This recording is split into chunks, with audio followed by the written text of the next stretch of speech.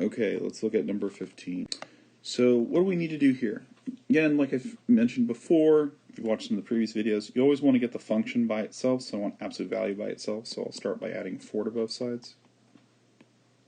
So 24, here we have 5x minus 12, and we're going to partition this into two situations, so we have 5x minus 12 is greater than or equal to 24, and then 5x minus 12 is less than or equal to negative 24.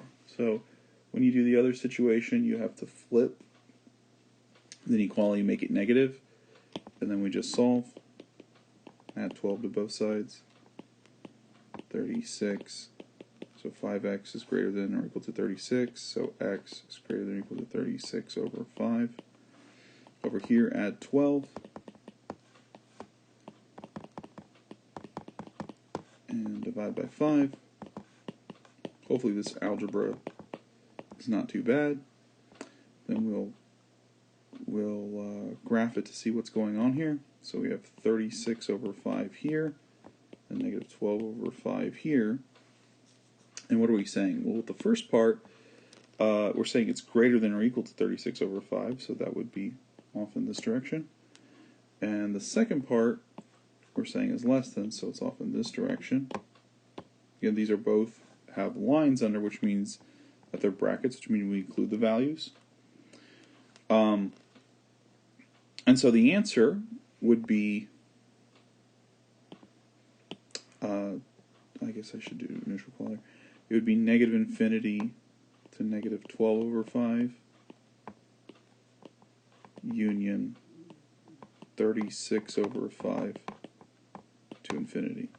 And we could test this. Like if we don't believe that it's right, we can actually go back to the original and test it. So let's say, so I said negative 12 over 5. Negative 12 over 5 is negative 2 and 2/5, so let's say negative 3.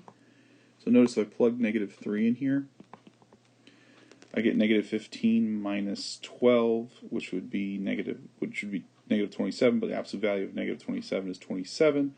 27 minus 4 is 23, which is greater than 20, so that would be true. And then if I pick a number greater than 36 over 5, that would be like 8. So if I change this to, let me change it to an actual 8. Make it an 8. You'd get 40 minus 12, which is what? 28. 28 minus 4 is 24, which is greater than 20. So you can pick your own numbers and substitute it back into the original, and you would see that this actually holds true. And that is something that I would encourage you to do. You can see it not take me that much time, and it helps to reinforce whether you did the problem correct or not. Also, I'm not sure if you always see this, but I'm a big fan of graphing the function first, or graphing the solution set first, and then seeing what's going on, and then writing in an interval notation. All right, let's move on. So 4x minus 9 is less than 10. So same deal. We're going to do 4x minus 9 is less than 10, and then 4x minus 9 is greater than negative 10. Then we're going to solve each of these. So add 9, add 9. This one seems to be a little nicer. 19, so x is going to be 19 over 4. Add 9, add 9. 4x is going to be, dividing through by 4, x is going to be greater than negative 1 over 4. All right, same deal. I'm going to draw a number line. We have negative 1/4. We have 19 over 4. Note these are just greater than or less than, not equal to. So we're going to use parentheses. So the first one is less than 19 over 4. Seems to be this. The other one is greater than negative 1/4, which is this. So that means the answer is going to be between negative 1/4 and 19 over 4. Okay, we can test this. So let me plug in 0. So if I plug in 0 here, I get absolute value of negative 9. Absolute value of negative 9 is 9. 9 is less than 10, so we're good. Okay. You could also, if you really want to test, you could pick values out here. So let me just do this to illustrate that it works. So I'll pick negative 1. So if I plug in negative 1 here, I get negative 4, which gives me negative 13. Absolute value of negative 13 is 13.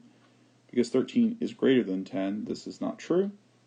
And you could pick values off to this side here, on the right side. And so 19 over 4, I'll pick 20 over 4, which is 5. So notice if you plug 5 in here, you get 20 minus 9, which is 11. 11 is not less than 10, so again, that would not work. So the only thing that works are the values between here, and those are my answers. So hopefully this makes sense. If you see this on the final, remember it's very easy to check to make sure that your idea is making sense.